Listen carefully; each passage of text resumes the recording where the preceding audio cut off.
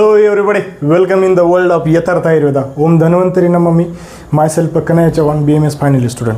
तर मागच्या व्हिडिओमध्ये आपण यंत्र उपकरणे फर्स्ट बघितलं. आता याच्यामध्ये या व्हिडिओमध्ये आपण यंत्र उपकरणे सेकंड बघणार.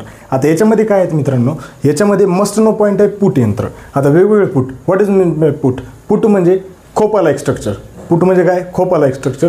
त्यालाच आपण शराव संपुट म्हणतो. आता खोपा लाईक स्ट्रक्चर म्हणजेच बघू आता आपण काय आहे तर पुट यंत्र. तर पुट यंत्र बघा, आता त्याच्यामध्ये जर बघायचं झालं तर पुट यंत्रामध्ये जर बघायचं झालं तर रसादी द्रव्य पाकांना, म्हणजे रसादी द्रव्य, रस, महारस, साधारण रस, उपरस यांच्या पाक म्हणजे काय? त्यांचे पाचन करायचं, म्हणजे त्यांचं भस्मीकृत करणे. त्यालाच आपण प्रमाणज्ञापक म्हणजे प्रमाणामध्ये त्याचं भस्मीकृत करणे. न्यून अधिक पाक सुपाक हितम औषधम. जे आपल्याला जे पाक करून त्याचं जे पाचन मिळतं त्याला आपण भस्म सदृशवर्ण ज्या यंत्राच्या सहाय्याने करतो त्या यंत्राला पुट यंत्र असे म्हणतात. आता त्या पुट यंत्राची रचना हे खोपा लाईक स्ट्रक्चर असते. तर आता यामध्ये काय करायचं, पुट यंत्र घ्यायचा मातीनं, त्याला आधी त्याच्या आतमधून चुन्याचा लेप करायचा आणि त्यामध्ये ज्या द्रव्याचे मारण करायचे आहे त्या द्रव्य त्यात टाकायचं आणि वरून त्याच्या रानशेणाचं स्ट्रक्चर करायचं आणि त्याला खालून अग्नी द्यायची. मग ते अग्नी प्रज्वलित होऊन ते रानशेण सगळे जळल्यानंतर निखार झाल्याच्यानंतर त्याच्यामध्ये काय होणार, भस्म तयार होणार आणि स्वांक्ष झाल्यानंतर ते हळूच भस्म काढून टाकायचं. अशा प्रकारची ही रचना असते.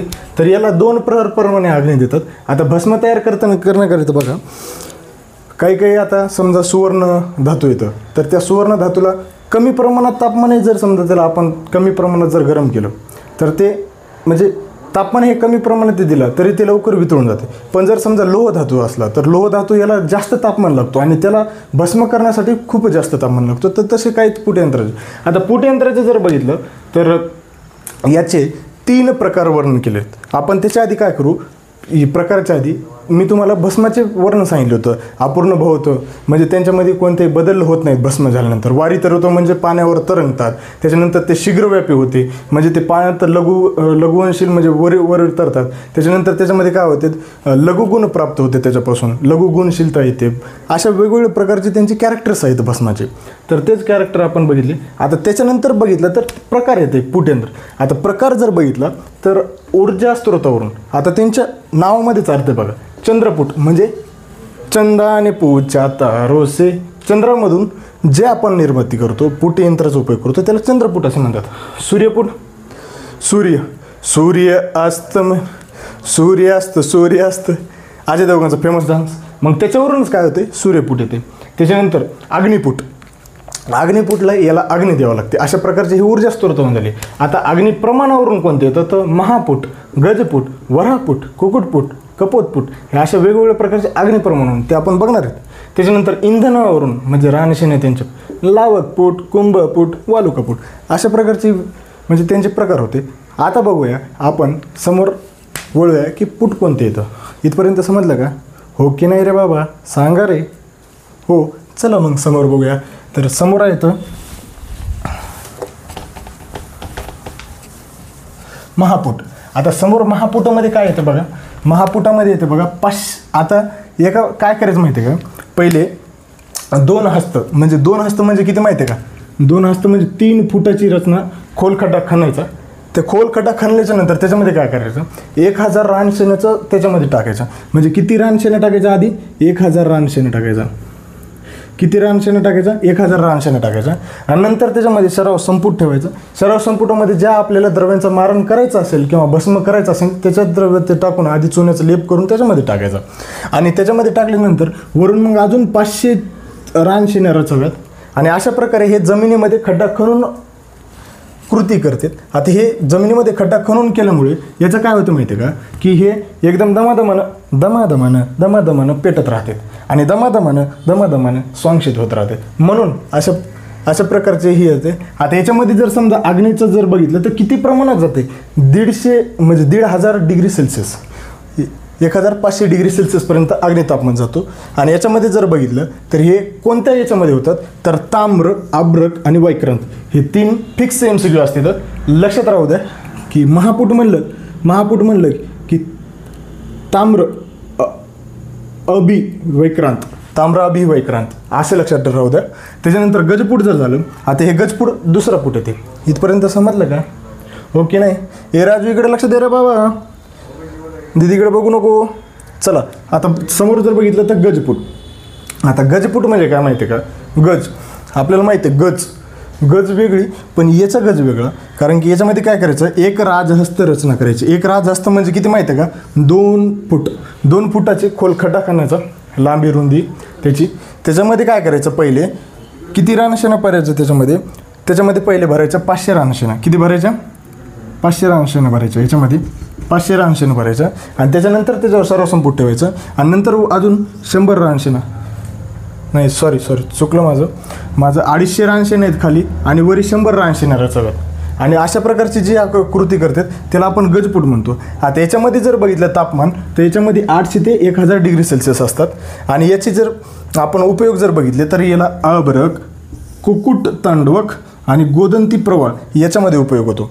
तर याच्या खाली स्ट्रक्चर किती राहते तर रानशेण्याचा 250 आणि वरी किती राहतात 100. एवढं लक्षात राहू द्या, डोंट कन्फ्यूज. ओके.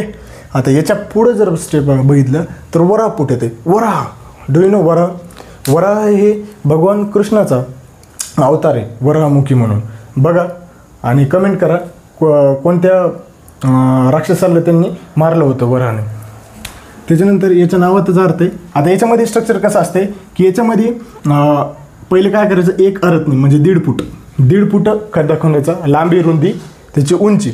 आणि त्याच्यामध्ये काय करायचं बघा, पहिले 100 खाली किती ठेवायचं, 100 रानशेणा रचाव्यात. त्याच्यावर सर्वसंपुट ठेवायचं आणि वरी हे 50 रानशेणा रचाव्यात. आणि याची जर बघितली तर याचा आणि तापमान हे गजपुटाचा आणि वराहपुटाचं तापमान हे 800 ते 1000 डिग्री सेल्सिअसच आहे. म्हणजे सेम आहे. याचं पण सेम आहे, हिचं पण सेम आहे. म्हणजे वराहपूट आणि गजपूट हे सेम आहे. तर याचा उपयोग जर बघितला तर याचा उपयोग माग, शिक, शुभ, तिक, कर्पदिक, प्रवाळ अशा प्रकारचा उपयोग होतो. आणि याच्यानंतरचे जे पण इथपर्यंत समजलं का? चला मग आता समोर बघूया कुक्कुटपूट. आता कुक्कुटपूट जर बघितलं तर कुक्कुटपूटमध्ये कसं असते, आता याच्यामध्ये खड्डा खणायची गरज नसते. कारण याच्यामध्ये काय करायचं, जमिनीवरच हे करावं लागतं. फक्त जमिनीवर 50 रानशेणा रचावे लागतात. आता 50 रानशेणा रचल्यामुळे काय होतं माहिती आहे का, त्याच्यावर सर्वसंपुट ठेवायचं. सर्वसंपुट ठेवलं की मग त्याला खालून अग्नी प्रज्वलित करायचं, मग ते रानशेणा जळणार. आणि रानशेणा जळल्यामुळे काय होणार त्याच्यामध्ये की ते स्वांशी झाल्यानंतर आपल्याला जे भस्म पाहिजे ते मिळणार. पण याची जर समजा आपण तापमान जर बघितले तर याचं तापमान हे 200 ते 250 डिग्री सेल्सिअस. किती आहे तापमान? 200 ते 250 डिग्री सेल्सिअस. आणि याचा उपयोग जर बघितला तर याचा उपयोग हे सुवर्ण, तुत्त, तारक्षेत, पारद, तुत्त, कंठ सदृश्य वर्ण, नीलकंठ सदृश्य वर्ण म्हणजे निळ्या आकाराचा असतो, त्यालाच आपण सोमल असे म्हणतो, तुत्त. लक्षात राहू द्या. आणि ते तुत्ताचा उपयोग आपल्या दंतमंजनमध्ये पण येतो. तर आता कपोतपूट. कपोतपूट कुठला पूट? कपोतपूट. कपोतपूटमध्ये किती येतं माहिती आहे का? याचं MCQ खूपदा विचारतात. याच्यामध्ये फक्त 8च रानशेणे असतात. आणि याच्यामध्ये पारद भस्म निर्मिती करताना हरताळ आणि शिलाजतू भस्म निर्माण करता याचा उपयोग होतो. तर कपोतपूट ही 8च रानशेण्याचा असतो आणि ते जमिनीवरच करतात. अशा प्रकारे इथपर्यंत समजलं का? तर आता नेक्स्ट येते मित्रांनो गोवरपूट. त्यालाच आपण गोमयपूट असे सुद्धा म्हणतो. आता गोवरपुटा जर उपयोग बघितला तर याच्यामध्ये कशा प्रकारचं असतं बघा मित्रांनो. तर याच्यामध्ये गाईच्या खुरांनी तुडून तयार केलेल्या शेणचुरास याचा उपयोग करतात याच्यामध्ये प्रामुख्याने. तर याच्यामध्ये काय करावं लागतं, शेणचुरा एक मृतपात्र घ्यायचं, त्याच्यामध्ये शेणचुरा टाकायचा आणि त्यावर शराव संपूस ठेवायचा. शराव संपूस त्यावर ठेवून नंतर मग खालून अग्नी द्यायचा किंवा त्या चुऱ्याला अग्नी द्यायचं. तर तशा प्रकारचं मग ते रचना करायची, त्यालाच आपण गोवरपूट असे म्हणतो. आणि याचा उपयोग जर बघितला तर याचा पारद भस्म निर्माण करण्यासाठी उपयोग होतो मुख्यत्वे. आणि रसप्रकाश सुधाकरांच्या मते काय आहे की 2 मणिका म्हणजे 64 तोळे प्रमाण असं त्यांचं सांगितलेलं आहे. तर अशा प्रकारचा हा गोवरपूट आहे. आता याच्यानंतरचा नेक्स्ट येते ते म्हणजे वालुकापूट. आता वालुकापुटाची जर रचना बघितली आपण तर याच्यामध्ये काय असतं माहिती आहे का मित्रांनो, याच्यामध्ये वालू म्हणजे वाळू मुख्यत्वे असते. आता याच्यामध्ये तुम्ही तापलेली वाळू घेऊ शकता किंवा बिन तापलेली पण घेऊ शकता. आता तापलेली वाळू जर घेतली तर एक मृतपात्र घ्यायचं आणि त्या मृतपात्रामध्ये अर्धा भाग वाळूनं भरून टाकायचं. तपलेले वाळू. नंतर त्याच्यावर शराव संपूस ठेवायचं आणि नंतर शराव संपूस ठेवलेलं उरलेल्या जागेवर अजून वाळू भरून टाकायचं तपलेली. मग त्याच्यानं काय होणार ते मग ते शराव संपुष्टामध्ये जे आपण औषधी टाकलेले आहेत ते व्यवस्थितपणे त्यांचं पाचन होणार. म्हणजे त्यांचं काय होणार की समजा गंधकाची किंवा पदार्थ जार न करण्यासाठी याचा उपयोग केला जातो. किंवा रसप्रकाश सुधाकरांच्या मध्ये काय म्हणलेलं आहे की अर्धा खडा एक मृत पात्र हात खडा हे करायचं आणि नंतर त्याच्यामध्ये काय करायचं की अर्धा भाग वाळू टाकायची आणि नंतर त्याच्यावर शराव संपूस टाकायचा. नंतर शराव संपूस टाकल्याच्या नंतर त्याच्यावर उरलेल्या भागावर वाळू टाकायचे, मग अग्नी द्यायचा आणि मग अग्नी दिल्याच्या नंतर मग ते तपलेलं मग ते पाचन होऊन जाईल. अशा प्रकारची ही वालुका फुटत. आता याचा उपयोग जर बघितला तर याचा उपयोग येतो मुख्यत्वे गंधकाचे पदार्थ जार न करण्यासाठी येतो. इथपर्यंत समजलं का? हो की नाही? चला मग समोर बघूया. समोर आहे एक लावक फूट. आता हे हमेशा येते बघा मित्रांनो, MCQ मध्ये पण येते याचे प्रमाण मात्रा वगैरे. तर याची काळजीपूर्वक नीट आहे का मित्रांनो. त्याच्यामध्ये काय असतं माहिती आहे का, एक षोडशिका म्हणजे एक पल किंवा 4 तोळे. एक पल इज इक्वल टू 4 तोळे. तर एक षोडशिका शेण सूर्याचं तूस किंवा तूस वापरायचं आणि त्याच्यावर काय करायचं ते मृतपात्र हे करायचं. मग त्याला अग्नी द्यायची. अग्नी प्रज्वलित केल्याच्या नंतर मग त्याचं आपल्याला जे समजा मृदुद्रव्य पाचन करायचं असेल ते औषधी त्याच्यामध्ये टाकायचे आणि शरावसंपुष्टामध्ये आणि त्याचा उपयोग आपण लावक पुटामध्ये उपयोग करतो. तर याच्यामध्ये मुख्यत्वे करून मृदुद्रव्यांचं पाचन करण्यासाठी उपयोग केला जातो. तर अशा पद्धतीचा हा लावक पुट आहे. आता रानशेणांना काही पर्याय नाव देतात. उत्पल, उपल, छगन, पिष्टक या अशा वेगवेगळ्या प्रकारचे लावक पुटाला म्हणजे पुटांना आपले रानशेणांना पर्याय नाव देतात. तर आय होप की तुम्हाला हे सर्व समजलं असेल. नाही समजलं तर व्हिडिओ पुन्हा परत बघा. हे 1x मध्येच बघा. 1.5x 2x हे करू नका, कारण की व्हिडिओ मी नीट सांगितलेले आणि मी कमीच वेळामध्ये तुम्हाला तयार केलेले. त्याच्यानंतर काही डाऊट्स असतील तर इंस्टाग्राम खाली तुम्हाला डिस्क्रिप्शनमध्ये मी लिंक टाकलेली आहे, त्याच्यामध्ये DM करा. तुम्हाला कोणते अजून विषयाचे शिकवायचे ते पण सांगा.